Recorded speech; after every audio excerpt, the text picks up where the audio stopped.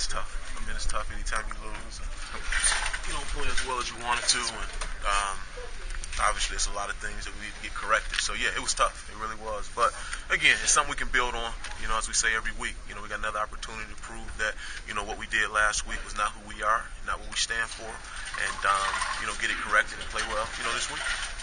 Coach, I was talking to Coach Beckman just about defensive linemen, how hard it is to find them sometimes. I mean, how much harder is it to find defensive linemen? It's real hard. I got a lot of peers that coach on that other level, and they're the same. That's what they look for in the draft. Any kind of big, strong guys that can run. Because you got to be able to affect the quarterback. And if you can do it with four, that's even better. So that's what we're looking for right now. Continue to develop the guys we got, and obviously in the course of recruiting, trying to ID those guys that can come in and help us. In your past experience, how long does that take to build a defensive line that's as decimated as it was when you got here? Yeah, if you don't inherit them, you got to develop them. You got to find a way. And it does take time. I mean, it really does. But once you got it, you got your program right where you need it. If you look at any of the traditional powers, it always starts up front. Guys that can stop the run and affect the quarterback, and that's what we're trying to build right now. What has Zane Petty done to kind of elevate himself over He's been consistent. I mean, he started off, he missed all the spring ball and started off a little slow, just understanding the system. And, we played him at strong and free. And, he just kept coming along, waiting his time. And, he came out this past week and, I thought he did some really good things. What did you like about him?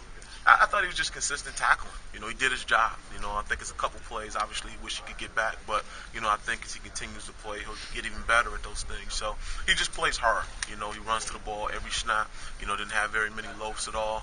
Didn't have any MAs. Like I said, he got let a guy get inside him on a big pass one time. But outside of that, I thought he did some really good things. I think of Michigan State's offense. It had some success, but otherwise they're not scoring a ton of points. Yeah, I mean, they're big, they're strong, typical Big Ten offense, very similar to what we've seen, thus far. When they've been a little bit inconsistent. When they've scored in bunch, when they've scored a ton, and obviously when they haven't, they haven't. But, we know we'll have our work cut out for them because, again, they're physical up front. And, they got some big wideouts. They can go make some plays. And, we're going to play our best, to have a chance to be successful. Is that the toughest matchup for you guys, those physical teams as opposed to teams that air it out?